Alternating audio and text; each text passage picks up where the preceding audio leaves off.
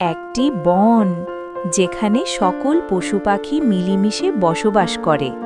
হঠাৎ একদিন একটি হরিণের বাচ্চা অসুস্থ হয়ে পড়ে। বনে তাদের কোনো হাসপাতাল না থাকায় তারা বনের কবিরাজ শেয়ালের কাছে নিয়ে যায়।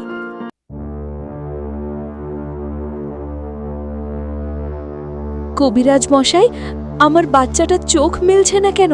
কিছু একটা করুন। মা হরিণ, ওর যে অসুখ তা আমার এই জড়িবুটি দিয়ে সারানো সম্ভব নয়। ওকে দ্রুত শহরের বড় হাসপাতালে নিয়ে যাওয়া দরকার ছিল। আজ যদি আমাদের এই বনে একটা হাসপাতাল থাকত, তবে কত প্রাণীর জীবন বেঁচে যেত। কিছুক্ষণ পর হরিণ ছানাটি মারা যায়। মা হরিণ কান্নায় ভেঙে পড়ে।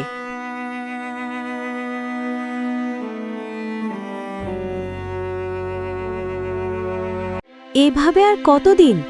চলো আমরা সিংহ রাজার কাছে যাই। তাকে বলবো আমাদের বনের জন্য একটা হাসপাতাল তৈরি করে দিতে। আমরা তো অনেক আগে একবার গিয়েছিলাম।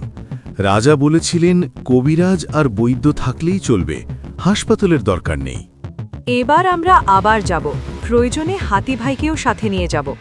সবাই মিলে বোঝালে রাজা নিশ্চয়ই বুঝবেন। মন্দ বলনি, চলো আগে হাতির সাথে কথা বলি। শিয়াল আর হরিণ দম্পতি হাতির কাছে পৌঁছায়।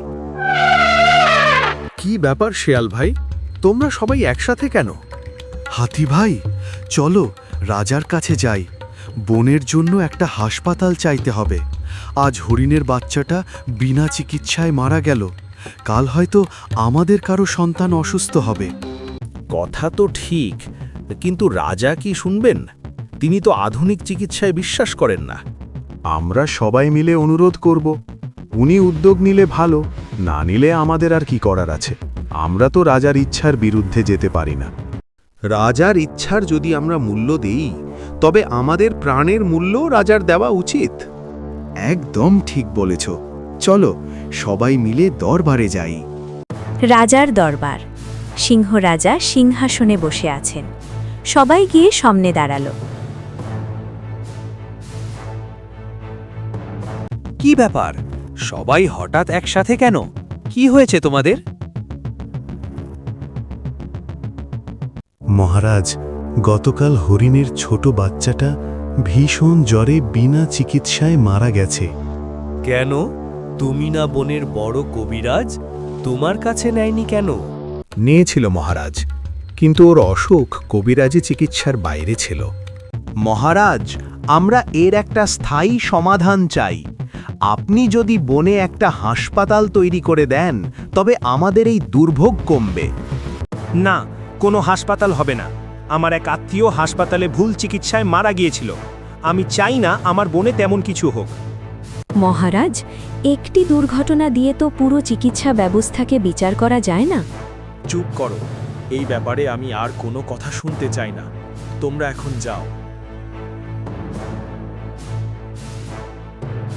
সবাই মন খারাপ করে চলে যায়।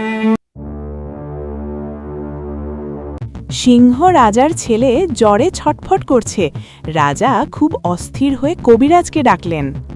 কবিরাজ, জলদি দেখো আমার ছেলের কি হয়েছে। ওর গা পুড়ে যাচ্ছে জ্বরে। মহারাজ, এ তো খুব কঠিন জ্বর। আমার সাধ্য নেই এই জ্বর সারানোর। আপনি এক মুহূর্ত দেরি না করে ওকে শহরের হাসপাতালে নিয়ে যান। রাজের কথা শুনে চিন্তিত হয়ে পড়ে। সে দ্রুত তাকে সদর হসপিটালে নেওয়ার ব্যবস্থা করে।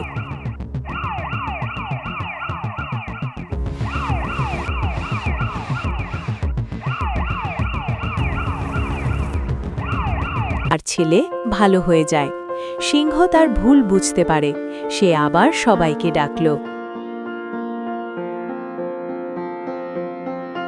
আমি আমার ভুল বুঝতে পেরেছি।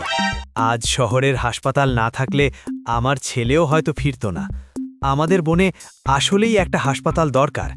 আমি ঘোষণা দিচ্ছি, খুব শিগগিরই এখানে একটি আধুনিক হাসপাতাল নির্মাণ করা হবে। সবার মন আনন্দে ভরে উঠল। ধন্যবাদ মহারাজ, আজ আমাদের বনের জন্য সত্যিই খুব আনন্দের দিন।